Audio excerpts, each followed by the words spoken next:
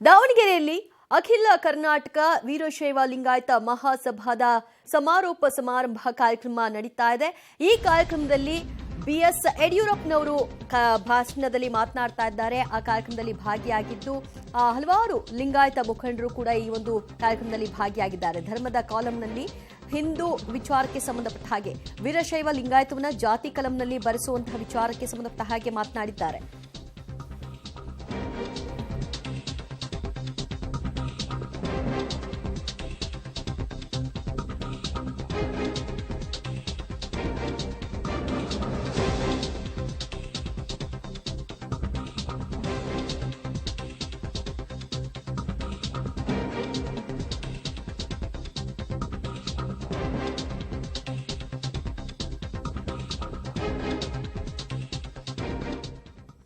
ವೀರಶೈವ ಲಿಂಗಾಯತ ಮಹಾಸಭಾದ ಸಮಾವೇಶದಲ್ಲಿ ಶಾಮನೂರು ಅವರು ಒಂದು ಕರೆಯನ್ನ ಕೊಟ್ಟಿದ್ದಾರೆ. ವೀರಶೈವ ಲಿಂಗಾಯತ ಪ್ರತ್ಯೇಕ ಧರ್ಮ ಮಾಡೋ ಬದಲಾಗಿ ಧರ್ಮವನ್ನ ಮಾಡ ಹೊರಟಿದ್ದಾರಾ ಅನ್ನುವಂತಹ ಪ್ರಶ್ನೆ ಈ ಮೂಲಕವಾಗಿ ಹುಟ್ಟುಕೊಳ್ತಾ ಇದೆ. ಧರ್ಮದ ಕಾಲಂನಲ್ಲಿ ಹಿಂದೂ ಬದಲು ವೀರಶೈವ ಲಿಂಗಾಯತ ಅಂತ ಬರೆಸಲು ಮುಂದಾಗಿದ್ದಾರೆ. ವೀರಶೈವ ಲಿಂಗಾಯತರನ್ನ ಜಾತಿ ಕಲಂನಲ್ಲಿ ಬರೆಸೋ ಬದಲು ಧರ್ಮದ ಕಲಂನಲ್ಲಿ ಅವರು ಬರೆಸೋದಕ್ಕೆ ಮುಂದಾಗಿದ್ದಾರೆ. ಇದು ಈಗ ಚರ್ಚಾಸ್ಪದ ವಿಷಯವಾಗಿದೆ. ವೀರಶೈವ ಲಿಂಗಾಯತ ಮಹಾಸಭಾದ ಸಮಾವೇಶದಲ್ಲಿ ಶಾಮನೂರು ಶಿವಶಂಕರಪ್ಪನವರು ಕರೆ ಕೊಟ್ಟಿರುವಂತಹದ್ದು. ಅಖಿಲ ಭಾರತ ವೀರಶೈವ ಲಿಂಗಾಯತ ಮಹಾಸಭಾದ ಕಾರ್ಯಕ್ರಮ ನಡೀತಾ ಇದೆ. ಕಾರ್ಯಕ್ರಮದಲ್ಲಿ ಹಲವಾರು ಮಠಗಳ ಶ್ರೀಗಳು ಮತ್ತು ಮಾಜಿ ಮುಖ್ಯಮಂತ್ರಿಗಳು ಆಗಿರುವಂತಹ BS ಯಡಿಯೂರಪ್ಪನವರು ಉಪಸ್ಥಿತರಿದ್ದಾರೆ. ಸಮಾಜದ ಒಳಿತಿಗಾಗಿ ಮತ್ತು ನಮ್ಮ ಸಮುದಾಯದ ನಿಖರ ಜನಸಂಖ್ಯೆಯ ಬಗ್ಗೆ ಜಗತ್ತಿಗೆ ತಿಳಿಸಲು ಸರ್ಕಾರ ಮುಂದಿನ ದಿನಗಳಲ್ಲಿ ನಡೆಸುವ ಜಾತಿ ಜನಗಣತಿಯ ವೇಳೆ ನಮ್ಮ ಸಮಾಜದ ಬಾಂಧವರು ಹಿಂದೂ ಮತ್ತು ತಮ್ಮ ಉಪಜಾತಿಯ ಹೆಸರುಗಳನ್ನು ಬರೆಸಿದ್ರೆ ಧರ್ಮದ ಕಾಲಂನಲ್ಲಿ ವೀರಶೈವ ಲಿಂಗಾಯತ ಎಂದೇ ಬರೆಸುವಂತೆ ಈ ಮಹಾ ಅಧಿವೇಶನದಲ್ಲಿ ನಾವು ಮನವಿಯನ್ನ ಮಾಡಿಕೊಳ್ತಾ ಇದ್ದೀವಿ ಅನ್ನುವಂತಹ ಒಂದು ಕರೆಯನ್ನ ಕೊಡಲಾಗಿದೆ. ಸೊ ಆ ಒಂದು ಕಾಲಮ್ ಅಲ್ಲಿ ಧರ್ಮ ಅಂತ ಅವರು ಉಲ್ಲೇಖ ಮಾಡಬೇಕು ಅನ್ನುವಂತಹದನ್ನ ಕೋಟ್ ಮಾಡಿದ್ದಾರೆ. ಸಮಾಜದ ಒಳಿತಿಗಾಗಿ ಈ ಒಂದು ನಿರ್ಧಾರವನ್ನ ತೆಗೆದುಕೊಳ್ಬೇಕು. ನಮ್ಮ ಸಮುದಾಯದ ನಿಖರ ಜನಸಂಖ್ಯೆಯ ಬಗ್ಗೆ ಜಗತ್ತಿಗೆ ತಿಳಿಸಲು ಸರ್ಕಾರ ಮುಂದಿನ ದಿನಗಳಲ್ಲಿ ನಡೆಸುವ ಜನಗಣತಿಯ ವೇಳೆ ನಮ್ಮ ಸಮಾಜದ ಬಾಂಧವರು ಇನ್ನು ಮುಂದಿನ ದಿನಗಳಲ್ಲಿ ಹಿಂದೂ ಮತ್ತು ತಮ್ಮ ಉಪಜಾತಿಯ ಹೆಸರುಗಳನ್ನು ಬರೆಸದೆ ಧರ್ಮದ ಕಾಲಂನಲ್ಲಿ ವೀರಶೈವ ಲಿಂಗಾಯತ ಮಹಾಸಭಾ ಅಂತ ಬರೀಬೇಕು ಅನ್ನುವಂತಹ ಕರೆಯನ್ನ ಕೊಡಲಾಗಿದೆ. ಇದು ಸಮಾವೇಶದ ನೇತೃತ್ವವನ್ನು ವಹಿಸಿಕೊಂಡಂತಹ ಶಾಮನೂರು ಶಿವಶಂಕರಪ್ಪ ಅವರು ಕೊಟ್ಟಿರುವಂತಹ ಕರೆ. ಅದಕ್ಕೆ ಸಂಬಂಧಿಸಿದ ಆ ಪಾಯಿಂಟ್ಸ್ನ ನೀವು ನೋಡ್ತಾ ಇದ್ರಿ. ಧರ್ಮದ ಕಲಂನಲ್ಲಿ ವೀರಶೈವ ಲಿಂಗಾಯತ ಅಂತ ಬರೆಸಬೇಕು ನೀವು ಅನ್ನುವಂತಹ ಒಂದು ಕರೆಯನ್ನ ಕೊಡ್ತಾ ಇದ್ದಾರೆ. ವೀರಶೈವ ಲಿಂಗಾಯತ ಅನ್ನೋದನ್ನ ಒಡಿಬಾರ್ದು ಅನ್ನುವಂತಹ ಕರೆಯನ್ನ ಈ ಹಿಂದೆ ಕೊಟ್ಟಿದ್ರು. ಜಾತಿ ಗಣತಿಯ ವಿಚಾರವಾಗಿ ಬಹಳಷ್ಟು ವಿರೋಧವನ್ನ ಶಾಮನೂರು ಶಿವಶಂಕರಪ್ಪ ಅವರು ವ್ಯಕ್ತಪಡಿಸಿದ್ರು.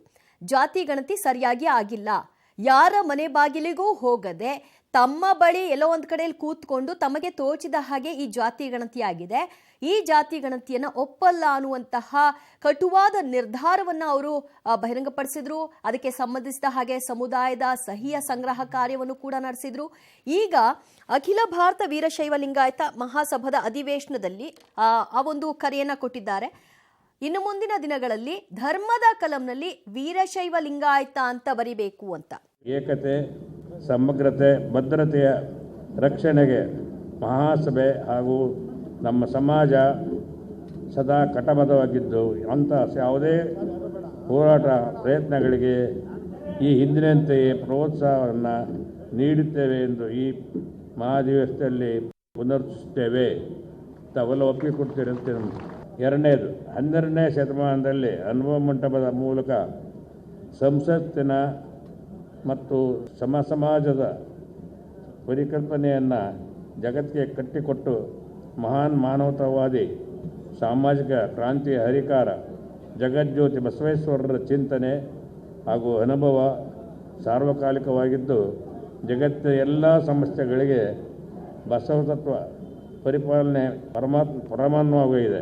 ಈ ಹಿನ್ನೆಲೆಯಲ್ಲಿ ವಿಶ್ವಗುರು ಬಸವಣ್ಣನವರನ್ನು ರಾಜ್ಯದ ಸಾಂಸ್ಕೃತಿಕ ನಾಯಕರೆಂದು ಸರ್ಕಾರ ಅಧಿಕೃತವಾಗಿ ಘೋಷಿಸಬೇಕೆಂದು ಈ ಮಹಾಧಿವೇಶನ ಒತ್ತಾಯಿಸುತ್ತದೆ.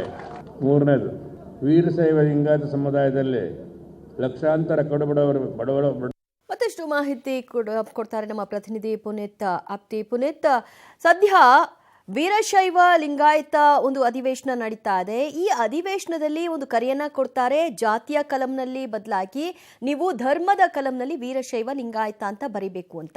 ಯಾಕೆ ಶಾಮನೂರು ಶಿವಶಂಕರಪ್ಪ ಅವರು ಇದನ್ನ ಬಯಸ್ತಾ ಇದ್ದಾರೆ?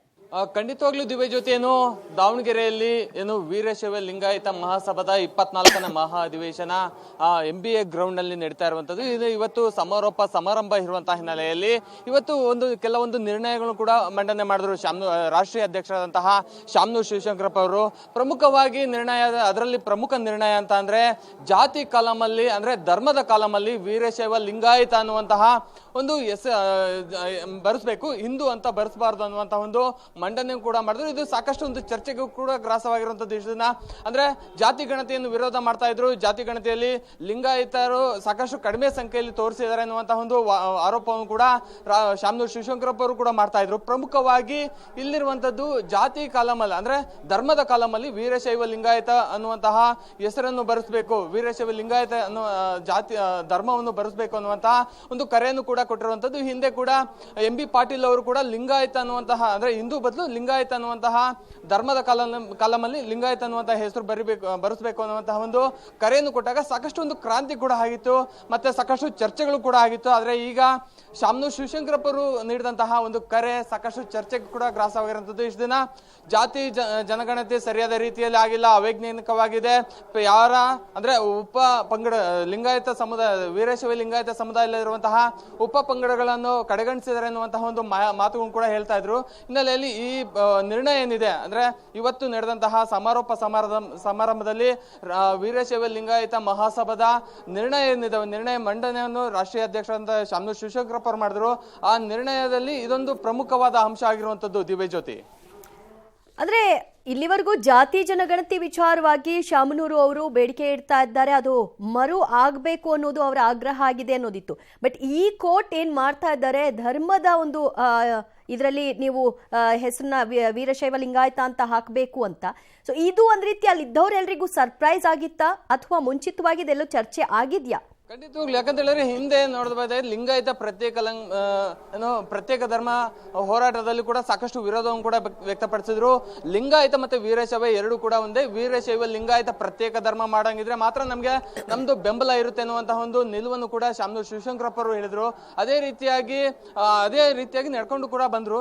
ಈಗ ಪ್ರಮುಖವಾಗಿ ವೀರಶೈವ ಲಿಂಗಾಯತ ಧರ್ಮ ಅನ್ನುವಂಥದ್ದು ಪ್ರತ್ಯೇಕ ಮಾಡೋದಕ್ಕೆ ಹೊರಟಿದ್ದಾರೆ ಅನ್ನುವಂಥದ್ದು ಈ ಚರ್ಚೆಯಲ್ಲಿ ಕಂಡು ಬರುತ್ತೆ. ಪ್ರಮುಖವಾಗಿ ಜಾತಿ ಅಂದ್ರೆ ಹಿಂದೂ ಧರ್ಮದ ಕಾಲಮಲ್ಲಿ ಹಿಂದೂ ಬದಲು ವೀರಶೈವ ಲಿಂಗಾಯತ ಅನ್ನುವಂತಹ ಹೆಸರನ್ನು ಬರೆಸ್ರಿ, ಇದರಿಂದಾಗಿ ನಾವು ಲಿಂಗಾಯತರ ಪ್ರಾಬಲ್ಯ ಎಷ್ಟಿದೆ ಮತ್ತೆ ಲಿಂಗಾಯತರ ಜನಸಂಖ್ಯೆ ಎಷ್ಟಿದೆ ಅನ್ನುವಂಥದ್ದು ಸಂಪೂರ್ಣವಾಗಿ ಕಂಡು ಬರುತ್ತೆ ಅನ್ನುವಂತಹ ಮಾಹಿತಿ ಕೂಡ ಶಾಮನೂರು ಶಿವಶಂಕರಪ್ಪ ಅವರು ಈ ನಿರ್ಣಯದಲ್ಲಿ ಮಂಡಿಸಿರುವಂತದ್ದು.